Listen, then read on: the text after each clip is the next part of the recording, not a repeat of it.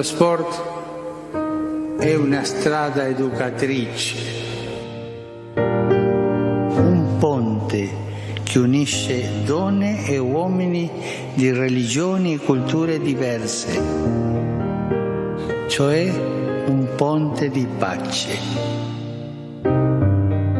È una strada per aprirsi, per uscire dalle proprie chiusure e mettersi in gioco.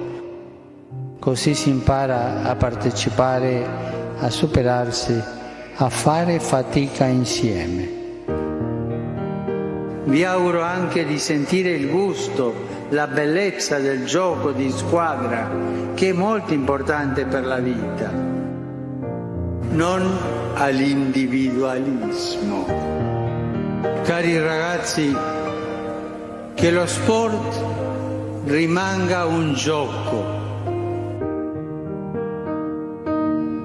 Non dimenticare mai la bellezza della vita, la bellezza dello sport, quella bellezza che Dio ci ha dato. Grazie.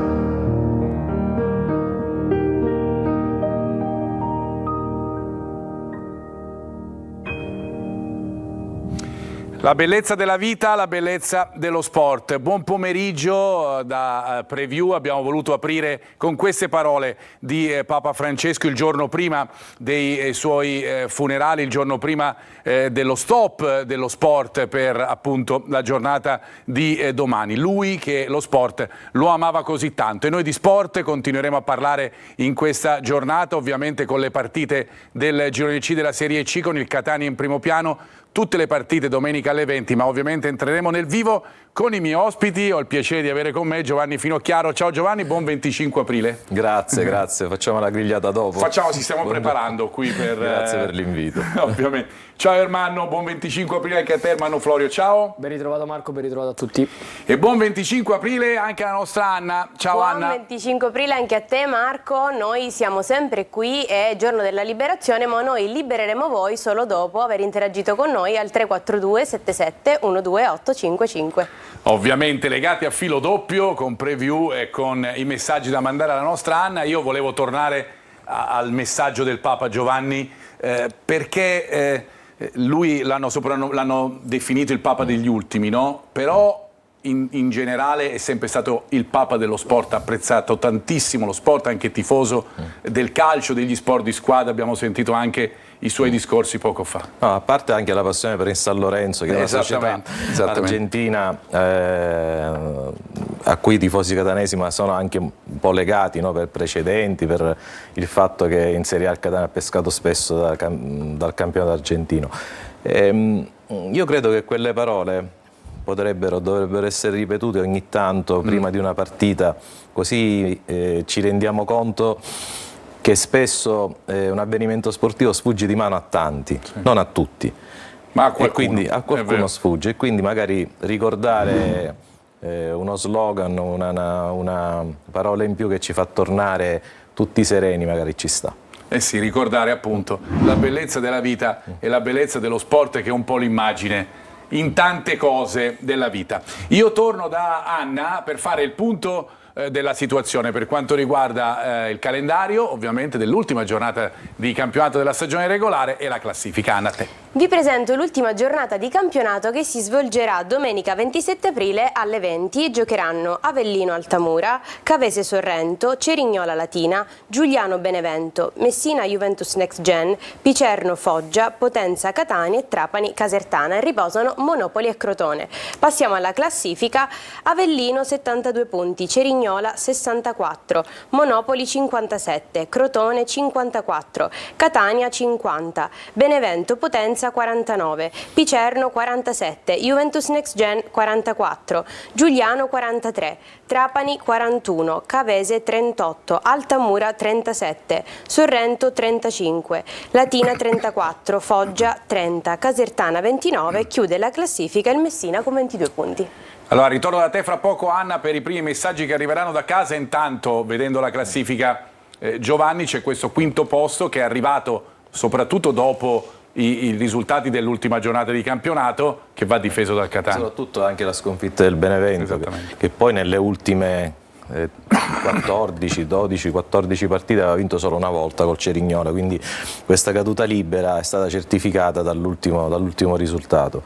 E come scriviamo da 10 giorni, diciamo 10 giorni perché la partita poi c'è stato il turno di riposo, anziché fare calcoli il Catania dovrebbe pensare e cercare di vincere, così ci togliamo la calcolatrice. Lo sai che noi un po' di tavolo, calcoli li faremo, è il nostro mestiere. Quello noi è chiaro, un po', è chiaro, è un però, po' il mestiere nostro, i giorni ci divertiamo, no? A fare le tabelle, chiaro, per cui però, le tireremo fuori anche in questa puntata. Anche se Toscano, e ha apprezzato queste parole, già un paio di settimane prima ha detto cominciamo i playoff adesso, perché c'è la fase finale che è sempre molto incerta, è la stagione regolare, e il posizionamento, questo quinto posto che dà vantaggi non indifferenti, e soprattutto la mentalità di cominciare ad applicarsi poi in vista di partite che si giocano ogni 3 giorni, quindi mentalmente soprattutto bisogna farsi trovare pronti. Allora, io prima di tornare e di fare un po' di tabelle, perché appunto qualcosa giusto. è giusto che noi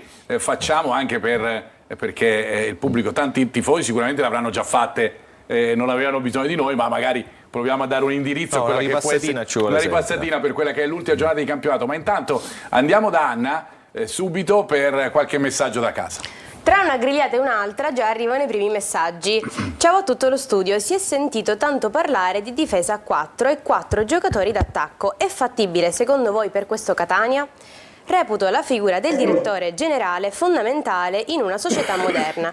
È vero che Zarbano è in arrivo già a maggio? Allora, difesa 4, bene che Zarbano arrivino già a maggio, facciamo rispondere Giovanni? Sì. Beh, la risposta secca. Diciamo che mi risulta anche che ci sarà un incontro, probabilmente la prossima settimana, non a Catania, ma che tutto è già stato definito. Fondamentalmente, non so se risulta anche a te. Posso svelare non chi, ma posso svelare una fonte extra siciliana, è chiaro? Che mi riferisce che come ormai le due parti stiano discutendo. Esatto. E però è chiaro che un dirigente come Zarbano, che deve soprattutto far quadrare i conti oltre che gestire altri settori della società, è chiaro che debba prendere contatto col territorio e soprattutto deve lavorare in sede per capire poi come agire. Ed ecco perché il mese di maggio potrebbe essere quello in cui potremmo vedere il nuovo direttore generale già all'opera per l'anno prossimo, ovviamente, questo è evidente. Sull'alto, difesa 4, non mi risulta, soprattutto negli ultimi allenamenti, poi chiaramente andremo alla probabile formazione. Anche in questo caso, Giovanni, chiedo a te se hai informazioni diverse. No, allora, snaturare adesso il gioco nel momento in cui il Catania aveva ottenuto 8 risultati utili consecutivi, poi ha vinto a Cava, con l'Avellino è andata come è andata, però non è stato un disastro assoluto, anche se poi ci sono stati degli errori, ma dico, dopo un campionato intero andare a cambiare modulo per i playoff in maniera definitiva non credo proprio che sia una soluzione praticabile, soprattutto conoscendo un po' l'indole di Toscano. È chiaro però che un cambiamento di modulo, classico piano B, no? Come si dice in corsa, magari fare scalare un esterno, arretrare uno dei trequartisti e dare una solidità nella fase di non possesso, ci sta. Ci può stare Poi appunto, molti allenatori come dicono non è una questione di numeri, ma di movimenti, di mentalità. Tutti ormai dicono tutti questa cosa qui, che solo noi giornalisti ancora mettiamo il 4-2-3-1, il 3-4-1-2, penso che lo facciano anche loro. Ermanno, è più una possibilità secondo te? Cioè, sposi la linea di Giovanni, cambiare adesso potrebbe essere cambiare negativo. adesso, dopo che hai creato dei principi e delle costanti tattiche importanti, diciamo che è un pochettino, secondo me, anche impensabile quasi, no? Conoscendo anche un po' Toscano, la mentalità di Toscano, che è molto quasi seguire un filo che sia un filo chiaro e longilineo per tutta la stagione. L'unica cosa, ti sei risposto un po' da solo, è vero, perché poi se vediamo le partite molte volte il Catania si ritrova a 4, molte volte il Catania si ritrova a 5, perché sia Raimo che Anastasio comunque non sono dei centrocampisti diciamo tanto offensivi, sono degli esterni che sanno difendere, che sanno mantenere la posizione, che sanno coprire gli spazi, quindi poi in realtà il Catania muovendosi si muove più in fase difensiva a 5 che a 3 in realtà, quindi a ritornare a una difesa a 4 o addirittura imporre una difesa a 4 adesso, dopo che il Catania sta riprendendo tutti i tasselli, perché adesso sta rientrando pure Guglielmotti, quindi il Catania ha anche tante piccole alternative a livello di numeri e giocatori importanti, secondo me è un pochettino difficile, e soprattutto il telespettatore diceva il discorso 4 difensori e 4 attaccanti. Mi viene un po' difficile da pensare un modulo con 4 difensori e 4 attaccanti, se non un 4-2-3-1. 4-2-3-1, esatto. Però diciamo che dovresti trovare un esterno di destra fluidificato, un esterno di destra che sa puntare tanto l'uomo, e secondo me per i riferimenti che adesso ci sono, soprattutto abbiamo visto il ritorno di Dalmonte, abbiamo visto Jimenez in buona forma, o Stoppa che comunque pian piano sta rientrando, secondo me in quella posizione là da 3 quarti tra le linee possono fare più male all'avversario rispetto a giocare larghi. Allora, abbiamo detto delle tabelle, allora andiamo a vederle un po' in rapida successione, grazie anche alla nostra regia, partendo dalla corsa che fotografa la situazione attuale, no? È la corsa al quinto posto, perché il Catania più su del quinto posto non può andare, 50 punti per i rossazzurri, 49 per Benevento e Potenza. Vedete le avversarie, ovviamente facilissimo. T vuol dire in trasferta, C vuol dire in casa, Potenza 49 punti e Picerno 47 nella partita in casa con il Foggia. Ricordiamo che da lì è nato tutto il discorso legato ai tifosi, non ci saranno i tifosi del Catania, non ci saranno i tifosi del Foggia, Picerno e Potenza distano pochi chilometri, si è detto una ventina ma anche forse di meno, però poi la realtà è che alla fine a perderci, a rimetterci sono magari quei tifosi che vogliono andarsi a vedere la partita. Poi c'è Telecolor, restate su Telecolor, questo è l'unico vantaggio, nel senso che hanno i tifosi e che c'è Telecolor che trasmette la partita. Diventa quasi diventa come se si falsasse il campionato, perché 3 trasferte non possono andare, la successiva sì. Poi c'è il divieto all'ultimo istante. Non è più qui un è calcio stato anche particolare, perché si era parlato prima di ok con la tessera del tifoso, poi le 2 questure sono venute a sapere che ci poteva essere lo stesso la possibilità di scontri. A quel punto ieri c'è stata la decisione per definitiva. Pubblico, per carità, però è un discorso mio in generale. Certo, no? Non si può pensare ad una partita impedendo a dei tifosi di andare a guardare, soprattutto quelli di Catania che sono andati sempre ovunque, andarla a guardare così, o limitatamente oppure rimanere a casa, insomma mi sembra fuori luogo. Però è sempre una sconfitta quando non ci sono i tifosi a vedere la partita, è indubbiamente una sconfitta per il calcio. Andiamo a vedere le tabelle che vi dicevamo, partendo dalla prima. Il Catania arriva quinto se facile, vince ovviamente, questa è l'unica condizione dove non ci possono essere poi più discussioni, oppure pareggia e il Benevento non vince, facile da capire. Pareggiando farebbero tutti un punto, ovviamente anche il Benevento che è sotto, e dunque il Catania sarebbe quinto. Questa è facilissima. Un po' più complicata è la prossima che vi facciamo vedere, e quella successiva. Il Catania arriva sesto se pareggia ovviamente e il Benevento vince la partita, perché chiaramente il Benevento scavalcherebbe il Catania e il Catania resterebbe sesto. Perde il Benevento, perde, e il Picerno perde, oppure pareggia o vince, stiamo parlando del Picerno, in quest'ultimo caso però solo a patto di sconfitta con il minimo scarto a Potenza e di successo con il minimo scarto dei lucani con i quali si è imparentati gli sconti retti. Ricordiamo che la differenza reti recita Picerno più 12, Catania più 14, per cui nel caso che arrivassero a pari punti, chiaramente con una vittoria con più di un gol di scarto, una sconfitta con più di un gol di scarto, il Picerno supererebbe il Catania. Andiamo a quella del settimo posto, questa è ancora più complicata. La condizione primaria che il Catania perda la partita, ovviamente fate tutti gli scongiuri, il Benevento vince, il Picerno perde, pareggio, vince con le stesse situazioni di cui sopra, il Benevento pareggia e il Picerno vince. A questo punto ci sarebbe un arrivo a quota 50 di 3 squadre con la classifica avulsa che metterebbe Picerno a quota 6, Catania 5, Benevento 4, per cui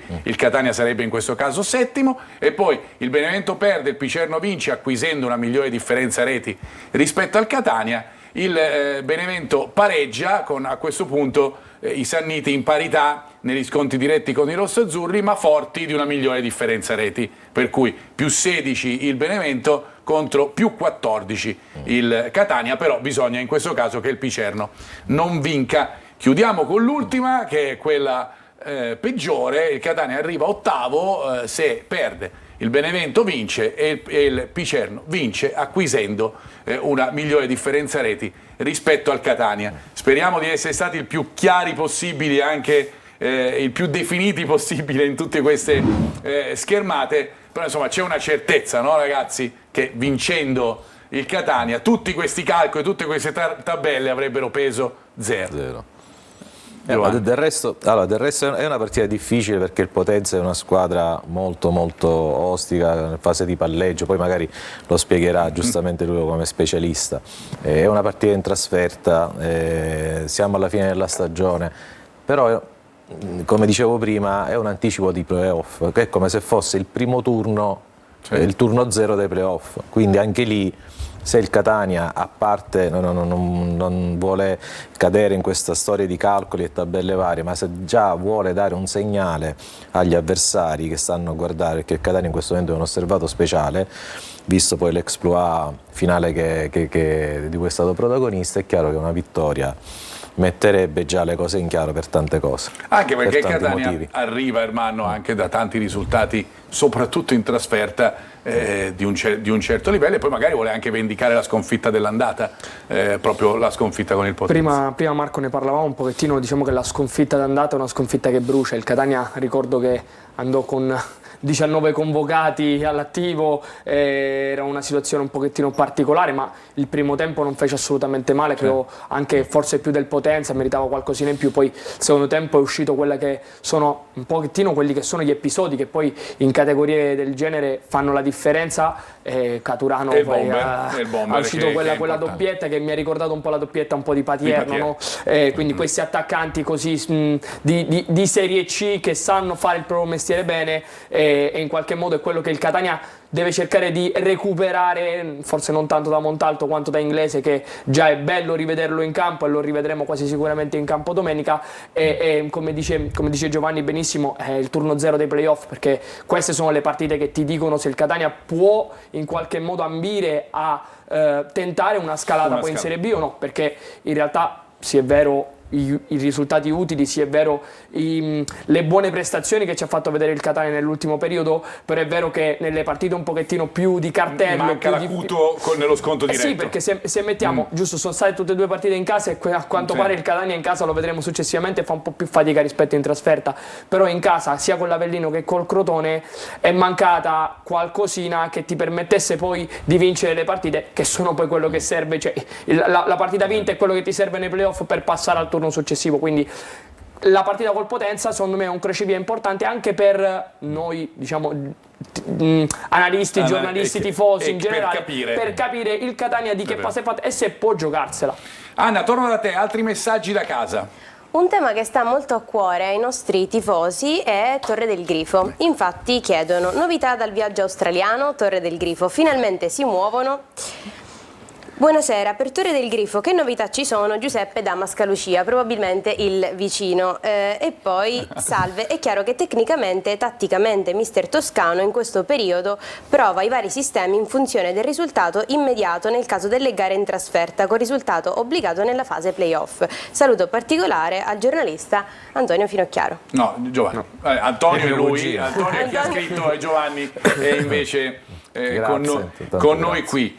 Giovanni, vai, su Torre del Grifo stiamo diventando un po' ripetitivi, onestamente. Io ho delle informazioni che non arrivano mai dal Catania, perché il Catania in questo momento sta zitto, e forse fa anche bene. Esattamente. Sono andato a fare un giro un po' più largo, però adesso dire che tra 10 giorni ci sarà un'offerta probabilmente di Pelligra sarebbe ripetitivo, esatto, ma la gente non ci crede più. La gente finisce a non siccome ne abbiamo parlato così tanto, non è successo nulla perché le varie asse sono andate deserte, allora preferisco rinviare di qualche giorno questa considerazione, perché vorrei che ci fosse un atto ufficiale. Che ne abbiamo parlato troppo di logo, Torre del Grifo, sì. direttore generale, abbiamo parlato troppo ma senza avere delle certezze e l'ufficialità. Direttore generale, qualcosa in più abbiamo detto, su Torre del Grifo rischiamo veramente di essere ripetitivi. Sì, avevamo già preventivato che ci potesse essere un'asta deserta all'ultima, sapete che l'offerta iniziale era di 7 milioni,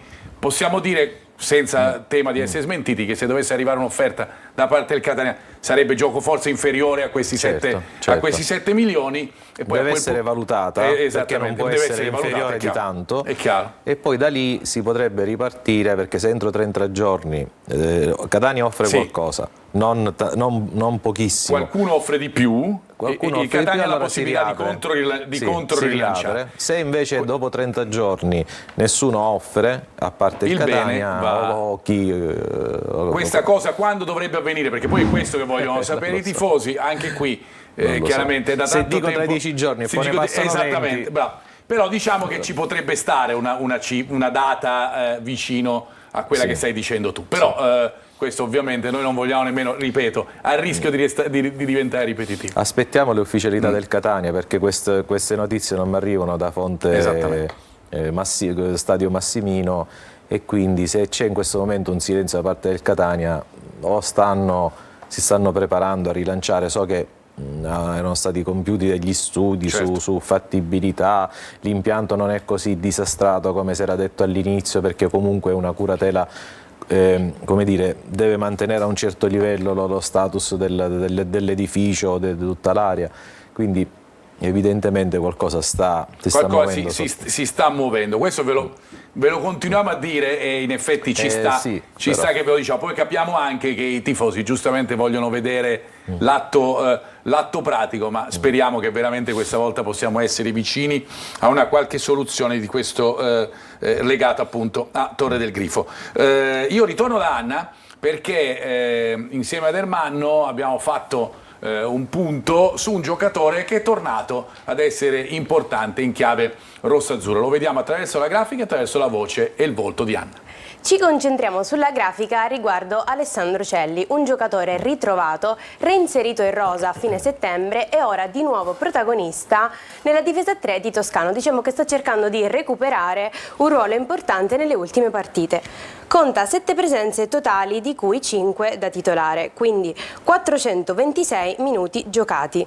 Ha fatto 2 assist, uno con la Cavese e uno con l'Altamura, entrambi per Jimenez.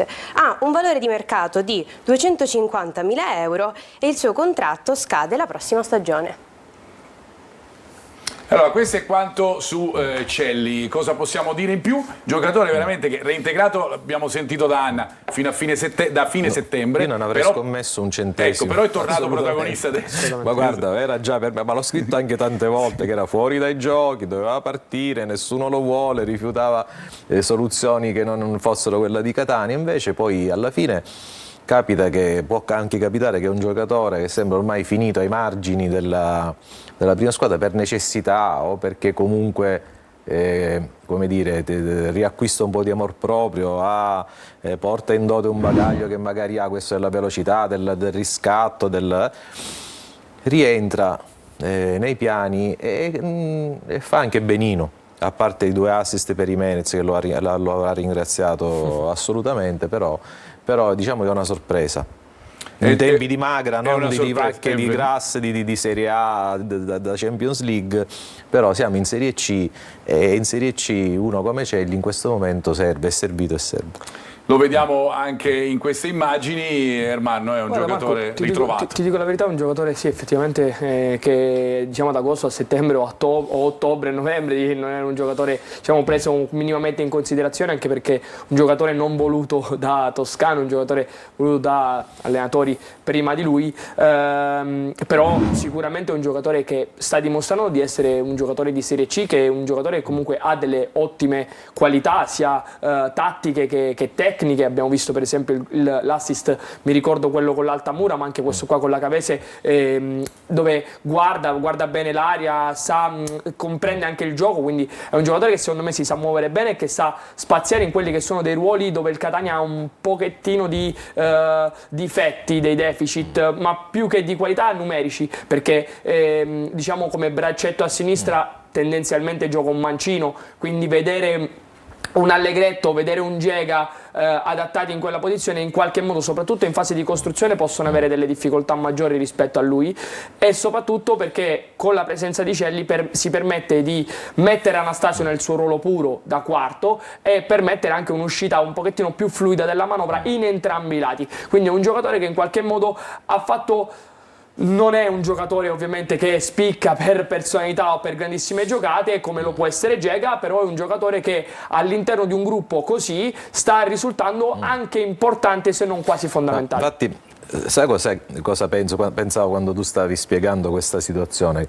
Non è che ci vuole tanto per giocare in Serie C e spiccare, basta che fai un po' più del compitino. Sì. Non è che ora stiamo santificando un giocatore che ha doti dell'altro mondo, però basta per un giocatore un che po' è di ritornato impegno, utile, un po' di mettendo un corsa, po' di impegno, e anche un po', come dire, di amor proprio, come dicevo prima, e torni utile. Quindi, no, assolutamente. Sicuramente non è facile per un giocatore partire da, diciamo, fuori rosa e continuare a lavorare con una professionalità che ha dimostrato sicuramente Alessandro. Il suo mestiere poi... è quello, sei fuori rosa o no, ha sempre la speranza di rientrare. Sei sempre un giocatore. Quello, quindi se lo sta facendo al massimo, comunque al meglio, va bene. Ci fermiamo noi per una pausa, ritorniamo fra poco, parliamo del prossimo avversario del Catania un po' più diffusamente, cioè del Potenza, anche con l'intervento di un collega proprio dalla città lucana. Fra poco.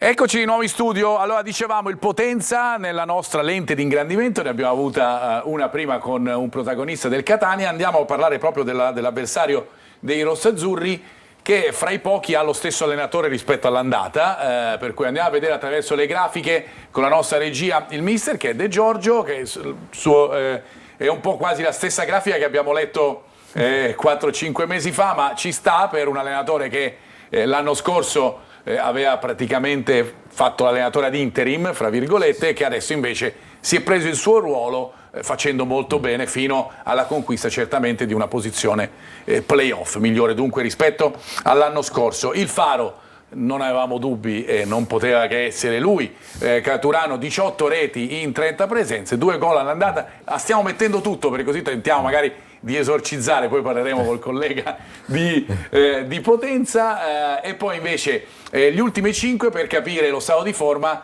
dei rossoblù, che è questo. Intanto sapete, 49 punti, ovviamente uno in meno del Catania, la sconfitta con l'Avellino, il 4-4 pirotecnico con il Giuliano nella stessa giornata in cui il Catania vinceva a Trapani, e poi Monopoli Potenza 0-0, Potenza Casertana 2-1, e l'ultima sconfitta che ha fatto un po' il gioco del Catania, quasi inaspettata, in casa del Latina. Allora io vado a parlare subito con Federico Pellegrino di Telenorba. Ciao Federico, collegato con noi. Intanto buon 25 aprile anche a te, dunque doppio grazie per la tua presenza. Ciao Federico.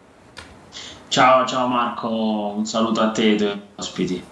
Allora, che Potenza dobbiamo aspettarci? Abbiamo detto, stiamo tentando di esorcizzare noi da Catania un po', consenticelo Caturano. Qual è lo stato di forma dell'attaccante e soprattutto di tutta la squadra guidata da De Giorgio? Beh, guarda, il Potenza nell'ultima partita si gioca tanto, considerando che ha sprecato un'occasione importante a Latina, e quindi chiaramente nell'ultima gara della regular season al Viviani c'è la grande voglia di evitare soprattutto di arrivare ottavi, che sarebbe possibile per il solito incrocio dei numeri, ma che andrebbe, diciamo così, a macchiare in maniera vistosa una seconda parte di stagione che ha visto un Potenza un po' incostante. Quindi diciamo che una vittoria all'ultima contro il Catania darebbe la possibilità al Potenza di ambire sicuramente al quinto posto e di dare anche un'altra sfumatura ad una stagione che nel complesso, per quelle che erano le ambizioni, per quelle che erano le previsioni, è assolutamente positiva e va considerata comunque vada con il segno più. Senti, chi manca all'appello, se c'è qualche giocatore che non gioca questa partita, a parte lo squalificato Schimenti, e poi insomma, se possiamo aspettarci il consueto 4-3-3 delle ultime gare. Sì, dicevi bene, il 4-3-3 dovrebbe essere sicuramente confermato. Il dubbio che ci porteremo avanti, diciamo, sino agli istanti precedenti il match è quello che riguarda Felipe, che ieri si è comunque allenato con i compagni, deve smaltire una distorsione patita nel match contro il Giuliano. Per questo motivo regia è affidata o al giocatore ex Crotone e Giuliano, oppure a Ferro, anche se anche lo stesso Sia Tunis, il greco che è arrivato a gennaio dall'Entella, potrebbe assumere il ruolo di faro davanti alla difesa. Però è chiaro che De Giorgio farà di tutto per recuperare Felipe, che è un po' il metronomo di questa squadra, il giocatore con maggiore qualità e con piedi buoni a centrocampo. Quindi questo è il vero dilemma sul regista che si porta avanti, che si porta dietro, scusami, De Giorgio. E poi chiaramente l'assenza, come accennavi tu, di Schimenti, che è stato espulso contro il Latina, è stato fermato dal giudice sportivo per 2 giornate, quindi salterà anche la prima gara dei playoff, e questa per il Potenza è una grave perdita, perché è un giocatore che sulle corsie esterne punta l'uomo, dà superiorità numerica, e sicuramente potrebbe essere Rosafio a sostituirlo sull'out di destra. Federico, grazie, preciso e anche ben concreto anche, insomma, nei tempi. Grazie Federico Pellegrino, alla prossima. Ancora buon 25 aprile a te, buona festa della Liberazione. Grazie, un abbraccio a voi e buon proseguimento di trasmissione. Federico accennava al discorso quinto posto. Noi prima, quando abbiamo fatto tutte le tabelle, non abbiamo specificato che chiaramente c'è un motivo per cui si ambisce, molti di voi lo sapranno. Quinto posto garantisce che i primi 2 turni, quelli dei playoff del girone, hai la possibilità di giocarli in casa e con 2 risultati su 3 a disposizione, e questo è il quinto posto. Il sesto invece garantisce solo la certezza del primo turno in casa, e poi il secondo dipende un po' da chi passa al turno successivo, per cui abbiamo fatto ulteriore chiarezza sotto questo punto di vista. Ci ha detto un po' Federico di quello che ci dobbiamo aspettare. Certo, Felipe è un giocatore che cambia il Potenza. Un po', sì, cambia un po' anche il rendimento, i tempi soprattutto del gioco del Potenza, ma volevo io chiedergli, ma comunque avevo fino a ieri notizie di un appello a tutta la città per riempire lo stadio. Infatti il Potenza ha ridotto il prezzo dei biglietti, ha fatto questa sorta di giornata campale allo stadio per cercare di contrastare il Catania. È chiaro che già anche questa mossa della società fa capire quanto sia importante la gara. Poi, tornando al discorso tattico, al di là del metronomo, di chi dette tempi, il problema è Caturano, che voglio dire, qualsiasi palla gli arrivi cerca sempre di capitalizzarla, o lenta o cross o un inserimento. Sì. Bisognerebbe limitare innanzitutto lui, non è l'unico, però è sempre, cioè, le cifre 18 parlano gol, da 18 gol sono un dato, anche se Ermanno, abbiamo visto, è facile vederlo, lo vedono tutti, che nell'ultima parte del campionato è stato meno prolifico rispetto che all'inizio. Sì, diciamo che l'ultimo gol ha segnato contro il Giuliano 4 partite fa su calcio di rigore. Diciamo che è stato anche un po' meno lucido, secondo me, negli 11, diciamo, soprattutto in quella che è la distanza dei 16 metri dentro l'area di rigore, che è il suo habitat naturale. Però diciamo un pochettino la stessa cosa l'avevamo predetta di Patierno, ecco, per cui meglio contro l'Avellino, che non hai ricordato bene, per cui non diciamo più in nulla. Grande forma. Però poi questi sono giocatori che in queste partite diciamo si esaltano, e sono delle partite che effettivamente poi, quando vedi lo stadio pieno, quando si fa sentire anche quel peso della responsabilità, un giocatore di 34 anni come lui, che come hai detto bene tu, scritto nella grafica, ha fatto tantissimi gol in Serie C, ha guadagnato più volte la Serie B, quindi non è stato continuo in Serie B, perché ovviamente la cadetteria è una serie abbastanza particolare, però è un giocatore che queste partite le conosce, le sa vivere, quindi secondo me si può anche esaltare un po' sotto queste aspetti. Diciamo che è in formissimo. Esatto, stavo dicendo una forma strepitosa. Ho rivisto le grafiche, risulta che ha fatto 6 gol nelle ultime 2 partite, per cui non ci credete a quello che abbiamo detto fino a no. Scherzo, ovviamente, tentiamo, come abbiamo detto, di esorcizzare. Torno invece da Anna per avere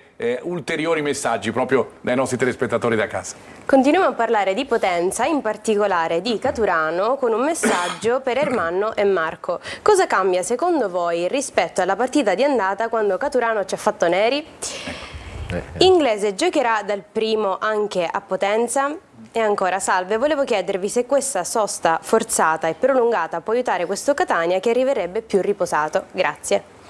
Allora, Ermanno, rispondi tu, hai già mezzo risposto prima rispetto all'andata. Invece la mia risposta è anche dovuta a una differenza di, secondo me, anche qualità difensiva del Catania, come approccia la partita diciamo domenica, perché all'andata non c'era Di Gennaro, all'andata è subentrato Castellini che non ha fatto benissimo da braccetto, mi ricordo l'errore di lui e Quaini su un cross aereo dove hanno completamente dimenticato la marcatura, quindi la presenza di Gennaro, così come la presenza di Allegretto o Celli stesso di cui abbiamo parlato prima, possono essere delle risorse che aiutano secondo me il reparto difensivo nel limitare i movimenti di Caturano. E poi non è lo vedremo successivamente, non è solo Caturano a dare fastidio, ma è tutto ciò che gira intorno a lui, soprattutto nelle braccia laterali di Caturano, quindi gli esterni che giocano alla sua sinistra e alla sua destra, che sono dei giocatori da tenere forse ancora più d'occhio rispetto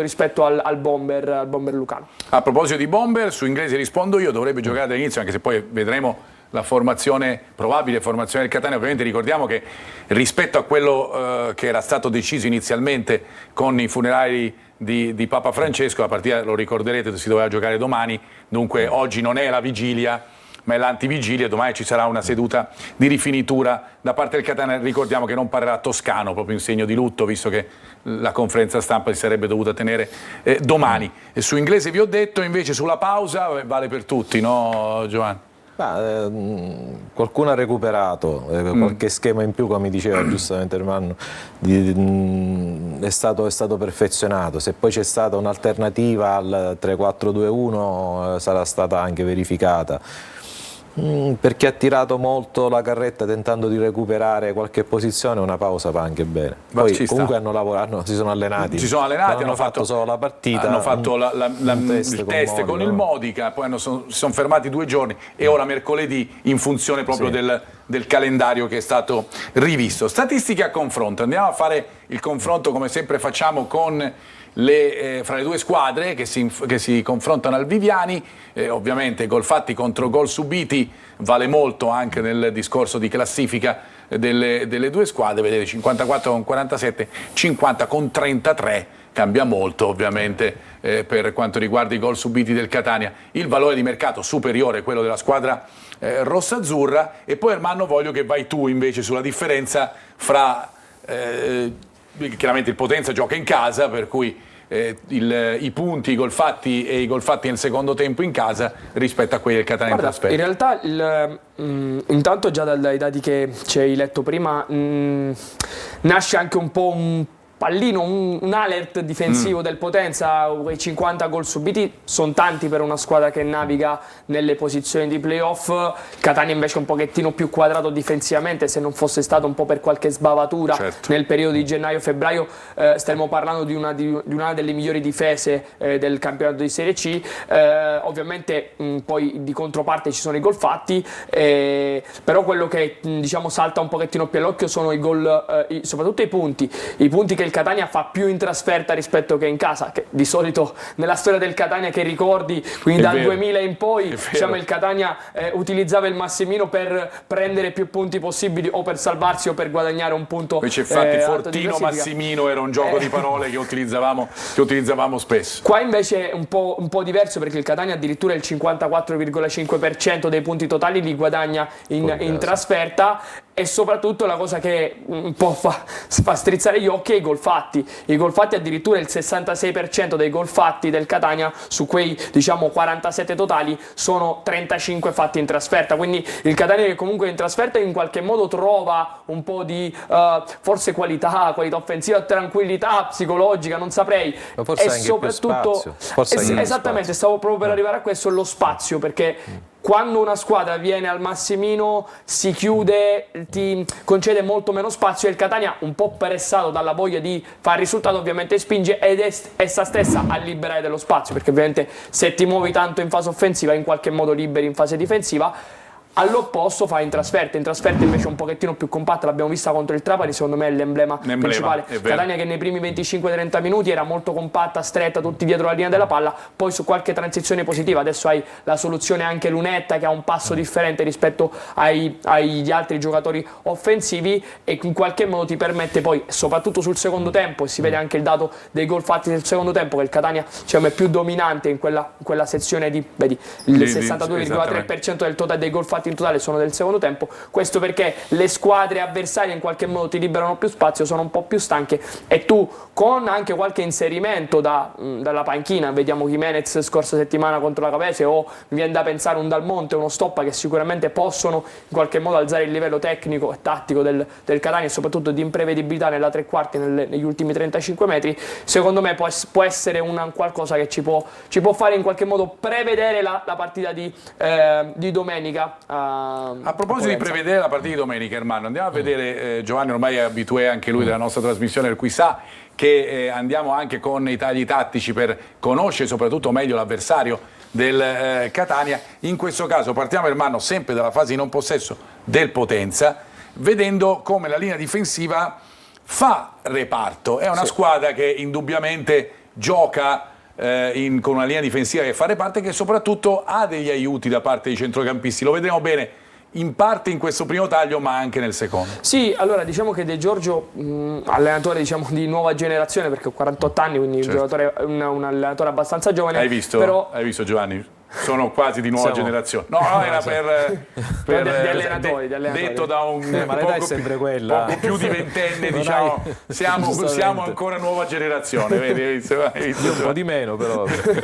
No, principalmente perché, diciamo, segue dei dettami tattici un pochettino più basati su un pensiero quasi della linea, un pensiero più dei reparti, non su un calcio, diciamo, posizionale come abbiamo visto ieri, per esempio, con la Casertana, o che vanno più a riferimento a uomo come possibilmente faceva Banchieri. E vediamo come la linea, effettivamente la linea 4 si muove moltissimo di reparto. Qui vediamo una situazione contro la Casertana, su uno scarico dietro la linea proprio vicina, compatta, centrale a difesa porta, alza il baricentro, e poi quando si prepara al cross scappa in difesa porta, quindi difesa di quella che è lo spazio, diciamo, del vicino al portiere, per limitare il pericolo. Qui vediamo addirittura una situazione che secondo me può essere interessante soprattutto per il Catania. Qui vediamo una transizione dove la Casertana va in avanzamento, e qui vediamo addirittura Riggio e Banchini, che sono il terzino destro e il centrale della Casertana, che non solo l'avversario arriva, diciamo, a 20 metri, non escono mai, non strappano mai, non tagliano mai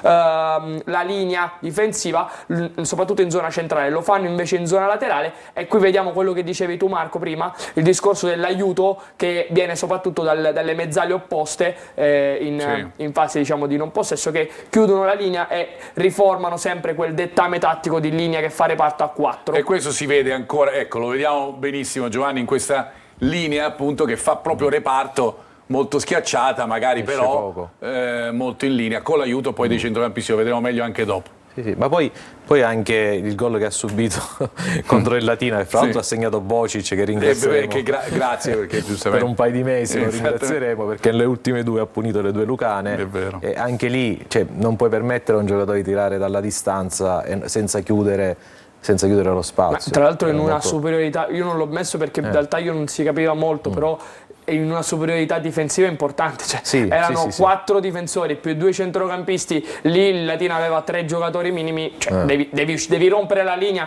devi uscire almeno in pressione, quantomeno per limitare anche la visione della porta all'avversario. Quella è una cosa importante.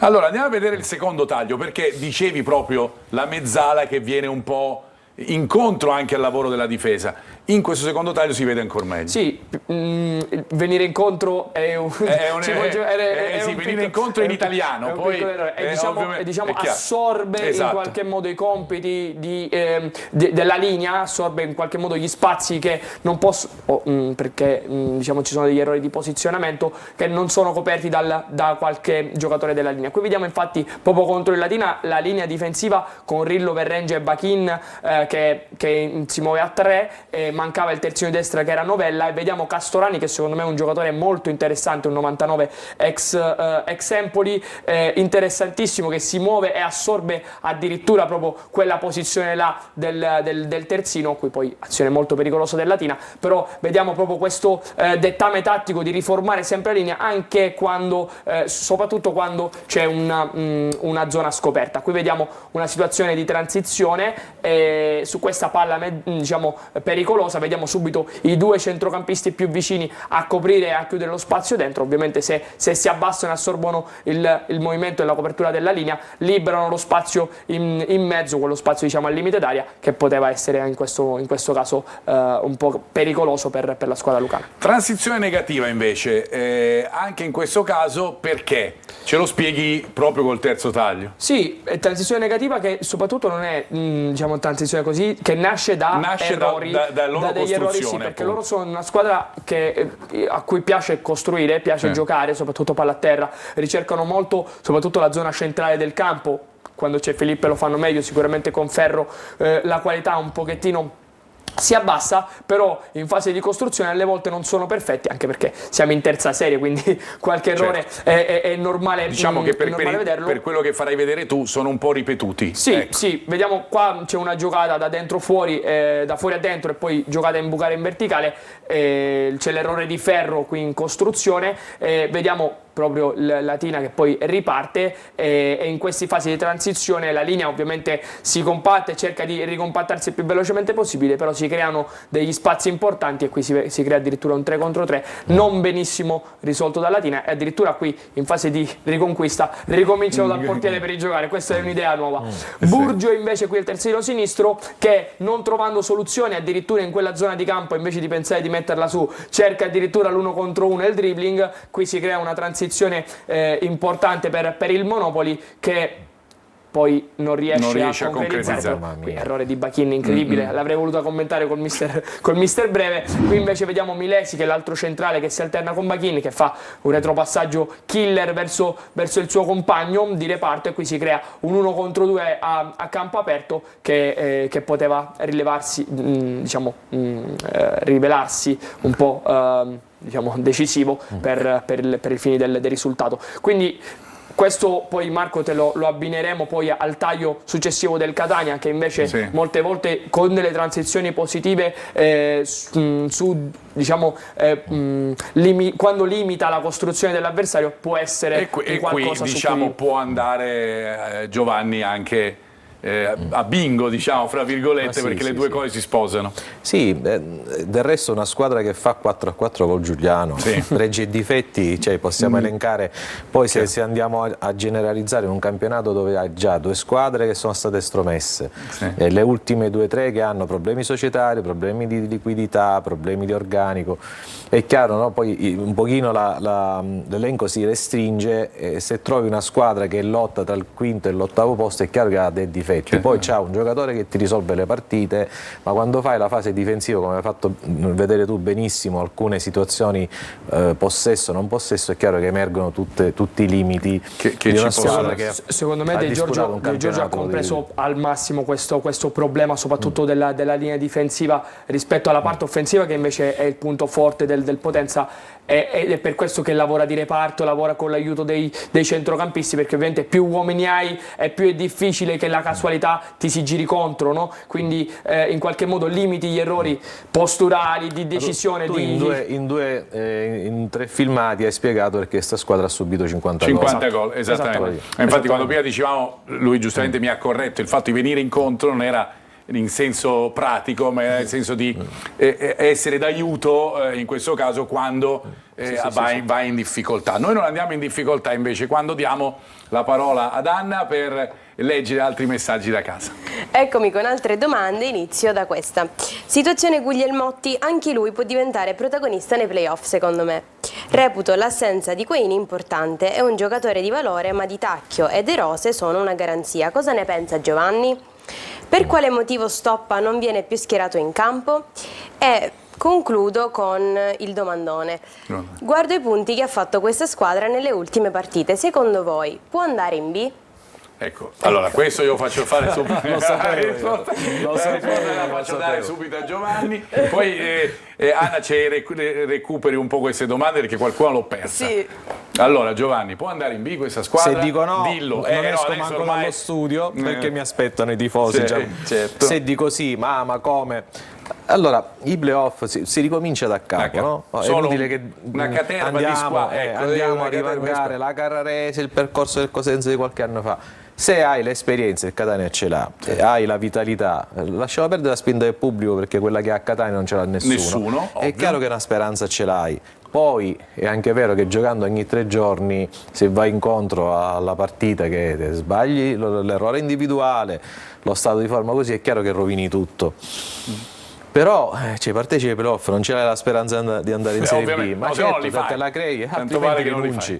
Quindi sì, spero di sì. Di Tacchio, De Rose, sì, è probabile che ci siano loro, ovviamente potevano forse giocare anche loro qualora Quaini fosse stato anche disponibile. Io sono dispiaciuto per Quaini perché siccome sa fare tante cose, l'allenatore se lo tiene lì, vabbè tanto c'è Quaini, lo utilizzo, però qualcuno l'ha capito, perché tanti ci scrivono durante le nostre del Quaini sempre di un giocatore che, appunto, di cui si parla poco, ma che è sempre stato utilissimo con tutti gli allenatori che ha avuto il Catania in questo periodo, in questa storia. Poi che cosa c'era di altro?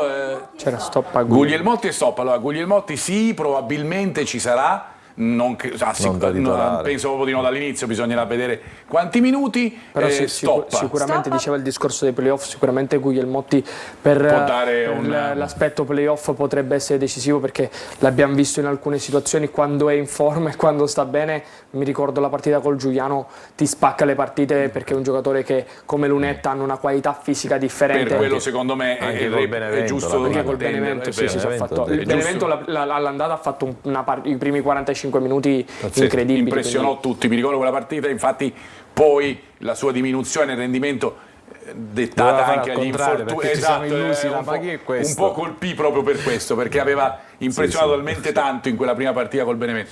Su Stoppa so che c'è stato anche, c'è magari un ballottaggio con Jimenez per la partita con il Potenza, probabilmente sarà scelto Jimenez, però capita che poi tu ti fai male o manchi un paio di partite, Jimenez e Lunetta fanno un percorso che cosa vuoi fare? Chi togli? E quindi è meglio avere un ballottaggio piuttosto che avere 19 convocati. Esattamente. O anche di meno. Poi anche se di meno ne ha avuto il Catania. È vero, come è vero che ha recuperato la condizione fisica, mentale, psicologica, eccetera, eccetera, se entri nel secondo tempo e fai bene, non ti toglie più. Questo è vero. Allora, hermano, come al solito in questa fase della puntata dobbiamo correre, per cui tu sei molto bravo. Tagli dentro il campo degli esterni. Andiamo alla fase di possesso del Potenza, anche se già nel taglio precedente partivamo da una fase di possesso che poi diventa transizione negativa.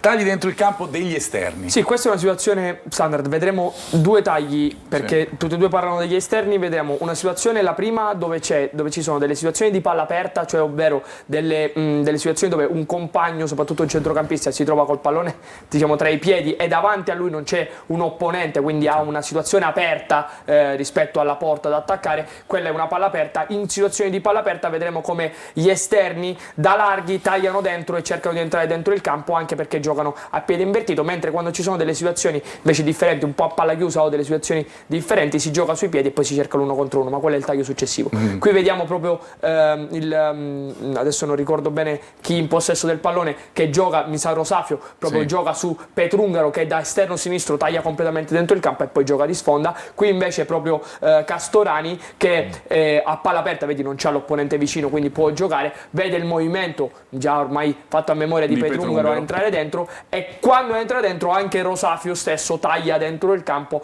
poi segnerà l'1-0 che viene annullato per posizione di offside. Però questa è una situazione che si ripete. Qui altra situazione, vediamo proprio come addirittura qui è Mazzeo, il classe 2005 prodotto del vivaio del Potenza, che taglia dentro e riconosce questa palla aperta e taglia da sinistra verso destra per attaccare la porta. Qui poi si va a creare una situazione, diciamo, pericolosa, però è quello il pensiero. Qua addirittura Schimmenti da esterno destro guarda già da dove parte, quindi per farti capire il taglio dentro, su questa situazione di palla aperta taglia benissimo alle spalle della linea, si procura il calcio di rigore da dove verrà l'ultimo gol di Caturano contro il Giuliano, appunto. Sì.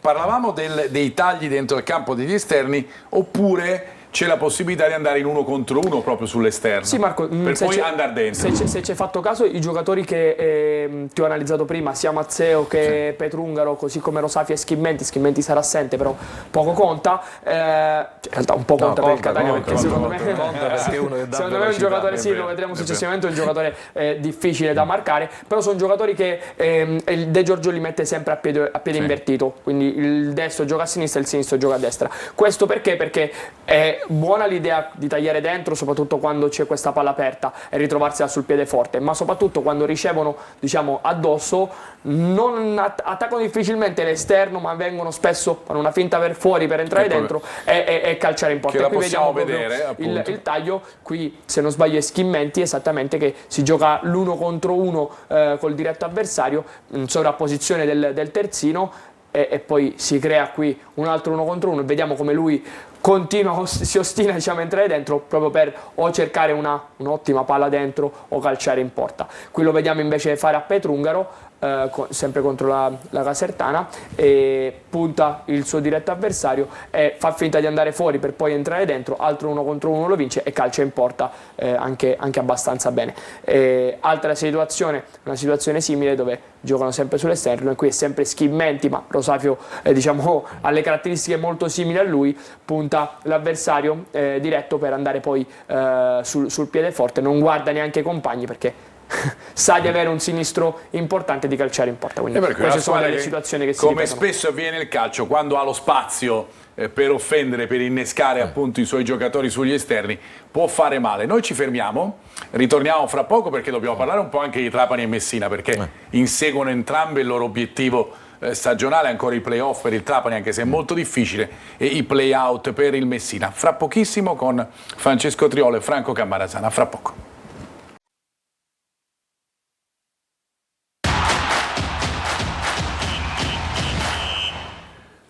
Terza parte della nostra trasmissione, andiamo a guardare, anzi io vado subito da Anna perché voglio qualche altro messaggio da casa, poi ritorno da Ermanno per l'angolo tattico sul Catania.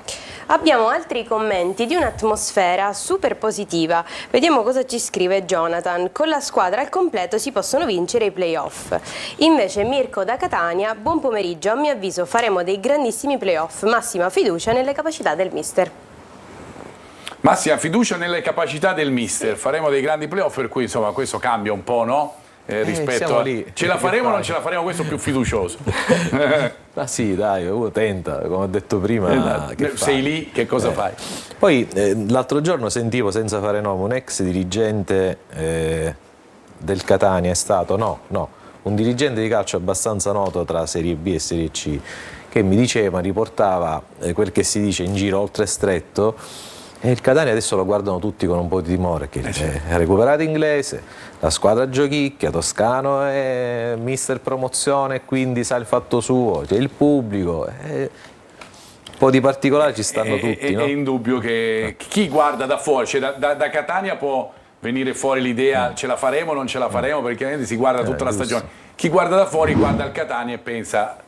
Certamente è un ostacolo duro, su questo non ci sono dubbi. Anche il rientro un po' di Faggiano in qualche modo può fare ben sperare, perché secondo me fa tanto la figura di un direttore sportivo così carismatico come lui. Riaverlo anche durante gli allenamenti secondo me è una cosa importante per i giocatori, per il singolo, per il gruppo, che come dice il mister Breve l'ha rivisto anche lui molto ricompattarsi dopo la chiusura del mercato, e poi riavere, come ha detto il telespettatore, tutti i tasselli, anche più tasselli nello stesso ruolo, ruolo è un qualcosa che crea secondo me grande entusiasmo. Ermanno, adesso a te, andiamo all'angolo tattico del Catania, calci d'angolo a sfavore. Noi spesso ci concentriamo ovviamente sulle punizioni o i calci d'angolo, i tiri da fermo, perché sono determinanti, ma come vengono sfruttati in questo caso viene evitato il problema da parte del Catania. Sì, allora no? diciamo in qualche modo il Catania ci ha contraddistinto per una marcatura a uomo fatta, devo dire, sempre abbastanza bene, però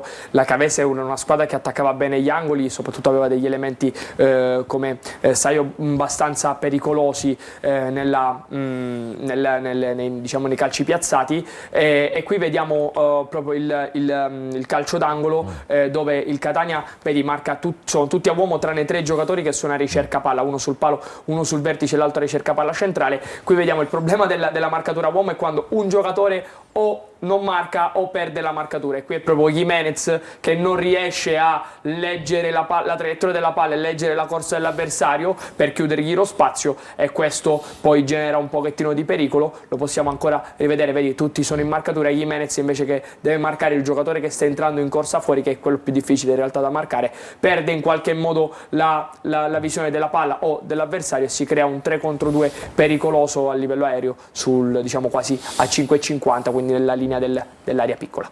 Andiamo invece al prossimo taglio, che parla della collaborazione, anche ne abbiamo parlato anche nelle precedenti puntate, nei movimenti soprattutto in difesa della porta. Sì, Marco, perché il discorso, come l'ho detto prima, no? Il discorso della difesa 3, difesa 4, difesa 5, vediamo anche in questo prossimo taglio come invece il Catania non ha, cioè sì, si difende, ha una difesa sicuramente piazzata a 3, però poi in alcuni momenti della gara si difende a 5, e soprattutto si vede anche dal taglio come alcune zone vengono chiuse da soprattutto il lavoro dei centrocampisti, dal taglio che qui non è partito, però si vede proprio il lavoro di Quaini in fase di copertura dello spazio e soprattutto il lavoro anche poi di De Rose nel limitare quello che possibilmente è un pericolo successivo su un passaggio filtrante della Cavese. Però è una difesa che si muove in questo caso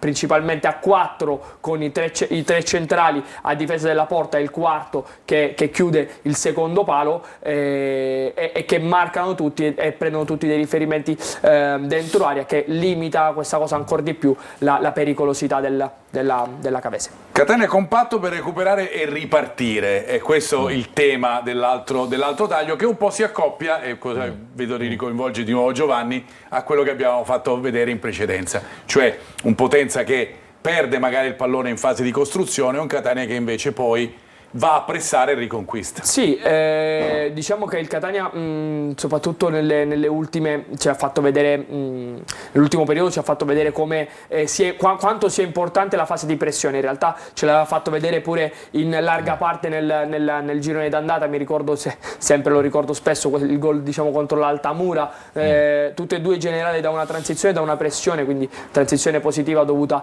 a recupero palla, che poi ti permettono di in qualche modo prendere alla sprovvista la difesa avversaria, che è difficile da leggere, soprattutto si trova sempre in un'inferiorità numerica. Qui vediamo proprio il discorso della transizione, qui vediamo Quaini che va in pressione forte sul portatore palla, e poi si genera un 3 contro 3, un 4 contro 3 con Lunetta che si dimentica di avere i compagni accanto e diciamo, invita verso un 1 contro 1 col suo diretto avversario. Poi sarà invece molto bravo Anastasio a supportare, a accompagnare l'azione, a recuperare quella palla e a creare un'azione pericolosa. Addirittura c'era il gol di Inglese però segnato in fuorigioco, e questo è secondo me è un qualcosa che si può legare a un po' un alert del Potenza, quindi Potenza che gli piace costruire, però deve sapere che se va in costruzione, se leggera nella costruzione, può essere punita dalla pressione forte e aggressiva del Catania. Può essere la chiave, Giovanni? Sì, allora, Una chiave. negli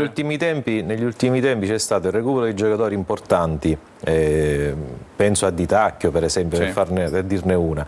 Altri giocatori, perché poco fa il teleascoltatore ci chiedeva perché Stoppa non gioca, perché Lunetta sta attraversando un periodo di grande forma, no? Certo. Al di là delle individualità, poco fa parlavi di collaborazione tra giocatori, Anastasio che andava a coprire, quindi c'è una, non dico ritrovata, ma c'è la consapevolezza di una collaborazione tra reparti o comunque tra compagni, il recupero di giocatori, le individualità che spiccano, quindi questa squadra un po'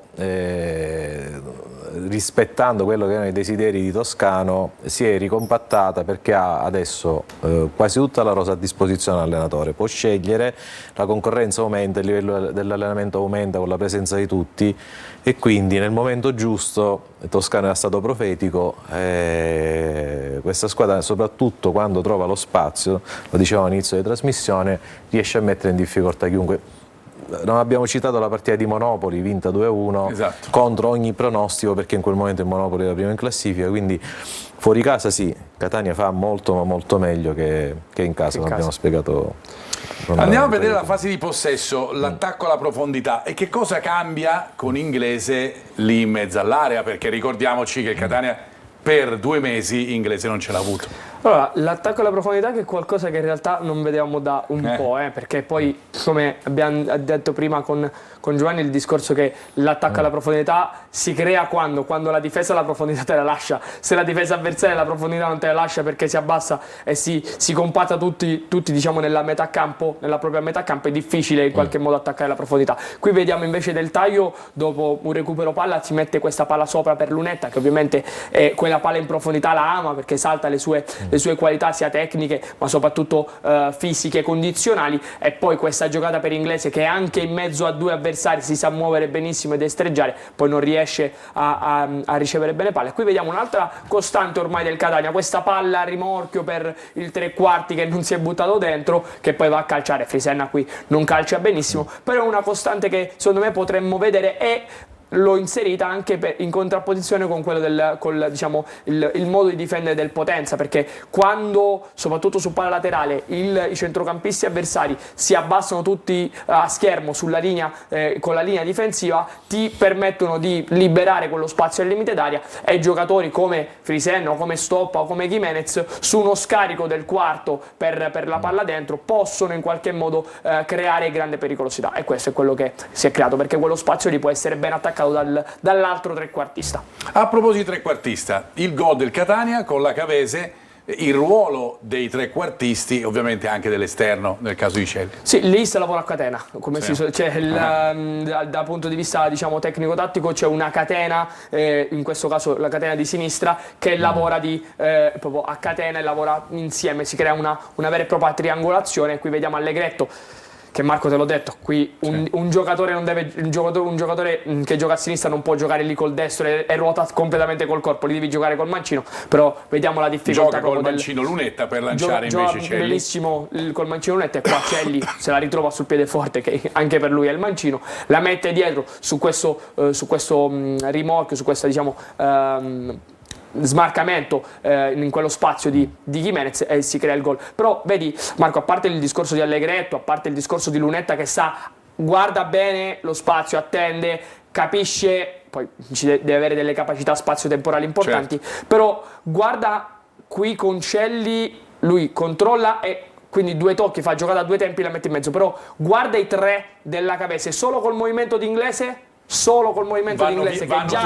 già conosce, vanno via tutti, tira tutti e tre. E quindi avere un giocatore come Inglese non è importante solo dal punto di vista tecnico, sì, perché ti esalta, perché può fare delle giocate importanti, ma soprattutto perché crea, cioè il difensore che gioca contro Inglese e non è abituato ad avere un giocatore come Inglese contro, che ha giocato in Serie B, in qualche modo sta molto più attento, e quando fa un minimo movimento Inglese se ne porta via 2, e se ti porti via 2 difensori, qualcuno giocando con i 2 trequartisti, qualcuno in quella a zona rimorchio arriva che può essere pericoloso, si libera spazio, come abbiamo visto con Gimenez. Allora, siamo quasi in chiusura, ancora ci manca da darvi la probabile formazione del Messina, del Trapani, e qualche intervista e le probabili della partita del Viviani. Andiamo prima col Trapani. Allora, intanto voglio, grazie regia con Fabrizio Rizzo fino alla legge Alessandro Pantano. Andiamo a vedere la classifica di nuovo, se mi favoriscono dalla regia, per farvi vedere un po' quella che è la situazione del Trapani, che ovviamente insegue quel 10° posto che sta là con il Giuliano. Ricordate che il Giuliano gioca con il Benevento, chiaramente, per cui il Trapani ha necessità, gioco forza, di vincere con la Casertana e deve sperare che il Giuliano perda con il Benevento. Vi do la probabile formazione del Trapani, che fra parentesi incide anche sulla corsa del Messina, perché la Casertana è avversario diretto del Messina per il suo ultimo posto, soprattutto per quei più o meno di 8 punti di vantaggio. Barosi, Moulet, Malomo e poi Sabatino, Celiento, Saber, Carraro, Benedetti, Cragl e Ruggero alle spalle di Anatriello, 3-4-2-1 per Aronica. Per quanto riguarda invece il Messina, torniamo un attimo di nuovo alla classifica. Vi faccio vedere ovviamente quella che è la differenza, anche se i tifosi del Messina la sanno a memoria. Sono 7 punti in questo momento fra Messina e Casertana. Ciò vuol dire che il Messina è padrone del proprio destino. Se il Messina batte la Juve Next Gen, e non è facile, perché la Juve Next Gen ha fatto un volo nel girone di ritorno, era praticamente ultima in classifica, adesso è nella parte sinistra della graduatoria, è padrone del destino comunque il Messina. A proposito, prima di dare la grafica della probabile del Messina, vi faccio sentire 2 battute di 2 giocatori. Petrucci che parla della partita, e poi sentiremo anche Crimi. Sentiamo. Ci sono stati 1 miliardo di difficoltà, però come ormai abbiamo detto e ridetto, noi siamo rimasti concentrati e il focus è sempre stato solo questo. Adesso ci rimangono questi 90 minuti che non vediamo di giocare, perché sappiamo quali sono le nostre forze, sappiamo che dietro di noi c'è una città intera che vuole il nostro stesso obiettivo, vuole raggiungere la stessa cosa, quindi non vediamo l'ora di scendere in campo e siamo carichi. Sì, noi siamo soprattutto un gruppo, la nostra forza è il gruppo, noi ci sentiamo una famiglia, e quando tu ti senti molto unito vai sopra ogni cosa. Purtroppo, come ben sappiamo, ci sono state 1000 problematiche, però noi non siamo vittime di tutte queste problematiche, perché noi ci sentiamo molto forti, quindi per me non è un caso che noi andiamo dentro e dimostriamo il nostro valore. In più la forza non la prendiamo dal tifo, dalla città, dalla gente che ci acclama, passione, vuole che noi riusciamo a raggiungere l'obiettivo nonostante tutto, e questo ci dà grande spinta a noi. Quindi domenica, adesso è passata domenica, sarà una partita bellissima da giocare, con grande carica. Siamo arrivati al punto decisivo e non vediamo l'ora, con la spinta di tutti quanti, di andarci a prendere quello che meritiamo. Ma diciamo che i ragazzi sono predisposti già ad assimilare, ma ancora prima di me, già i ragazzi che c'erano qui da prima di gennaio avevano già capito l'importanza della piazza, perché si sente e si percepisce nel quotidiano, anche fuori dall'aspetto calcistico. Quindi diciamo che è stato molto semplice per me sottolineare e rafforzare quello che è l'aspetto di una città come questa. Per me è solo motivo di orgoglio e non di pressione avere questa responsabilità, che alla fine è giocare per i miei amici e i miei concittadini, quindi sono solo che felice. Sì, adesso sento e percepisco l'affetto a prescindere dalla situazione della classifica societaria, c'è un affetto proprio per la squadra che si percepisce, e sono veramente felice di questo, e sono convinto che ci sarà una bella cornice di pubblico domenica sera. Il messinese Crimi, che dice appunto: sono onorato di difendere questa maglia in un momento, lo sappiamo, a Messina, drammatico, Giovanni, drammatico sotto l'aspetto societario, perché il futuro è appeso veramente a un filo, e però questi ragazzi mantengono il sorriso addirittura. Non in è un il momento primo come anno questo. che Messina purtroppo vive un finale di campionato drammatico, perché non ha soldi, la classifica è deficitaria, però poi risolve le situazioni in maniera rocambolesca ma meritata, perché io mi ricordo un gol di Rizzo Salvezza, l'ex giocatore del Catania, Messina si salvò, la gestione Lucarelli, come dire, senza un centesimo, e comunque il Messina con orgoglio andava avanti. Questa stagione portata avanti in un certo modo, con stipendi non pagati, penalizzazione, che con i 4 punti in più il Messina sarebbe, non dico tranquillo, però avrebbe avuto probabilmente una spinta in più durante tutto l'arco della stagione.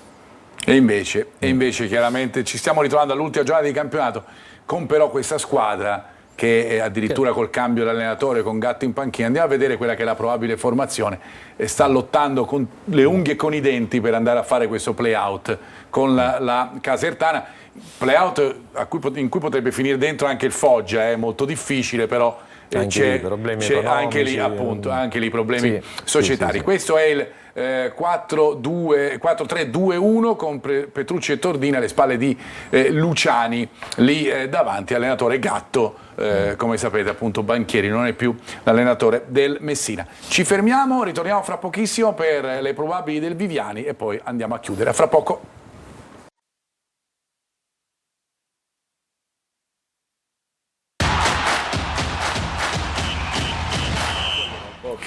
Ricominciamo, noi ridiamo in studio perché ovviamente durante le pause commentiamo anche qualcuno dei messaggi che ci arrivano, ma soprattutto altre cose legate al calcio, ma intanto siamo veramente in chiusura perché vi dobbiamo dare le probabili del Viviani. Partendo dal Potenza abbiamo sentito che tutto ruota sul possibile o meno recupero di Felipe, andiamo a vedere quella che la probabile, ci ha parlato anche Federico Pellegrino della possibilità di vedere sia Tunis lì, ma ci potrebbe essere soprattutto Ferro lì in mezzo. Ovviamente se c'è Felipe giocherà lui, più facile lì davanti Rosafio che prende il posto di Schimmenti. Per quanto riguarda il Catania, abbiamo detto durante tutta la puntata, pare difficile che si schieri in un modo diverso Toscano rispetto a quello che abbiamo visto fino ad ora. Giovanni mi fa anche lui accenno di sì. Dopo una stagione così. Sì, esatto. Poi ripeto, noi tentiamo di far cronaca, tentando di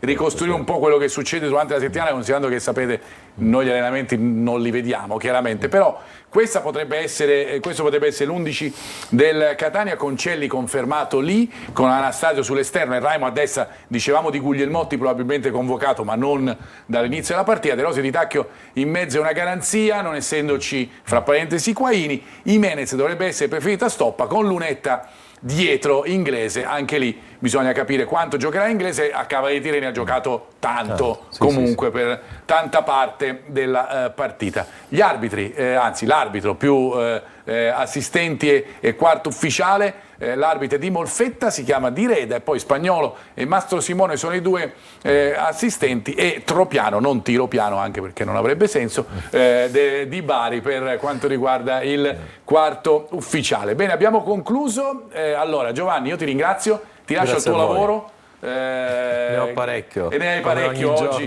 Giorno, ricordamelo che cosa c'hai, così almeno. Il Catania dobbiamo inventarci qualcosa, perché non essendo non c'è vigilia, non c'è conferenza stampa. No, soprattutto c'è la meta questa sera che riprende il campionato di Serie A con Avellino, futsal ad Avellino. Con Avellino, così ricordiamo anche 30 questo. Si gioca perché di venerdì, sabato poi riposano, la domenica vanno a posticipare le partite delle altre squadre, quindi questo è un avvenimento importante che poi va ad anticipare Meta Roma del 2 maggio, che sarà un partitone, una partita abbastanza decisivo anche sotto l'aspetto della classifica. E poi le varie cose, Serie D, tanto lavoro per i colleghi del quotidiano La Sicilia, la pagina sportiva con Nunzio Casabianca e ovviamente con Giovanni Finocchiaro e tutti i colleghi della redazione Sport della Sicilia. Noi Ermanno ci vediamo settimana prossima. Assolutamente sì, Marco. Io ti ho salutato, Giovanni, sì. Sì. Allora va bene, va benissimo, buon lavoro anche a te, e un saluto e grazie sempre alla nostra Anna. Ci vediamo settimana prossima. Grazie Marco, a te. Finalmente anche noi possiamo andare a sistemare la carbonella per fare una bella merenda grigliata, quindi non mi resta che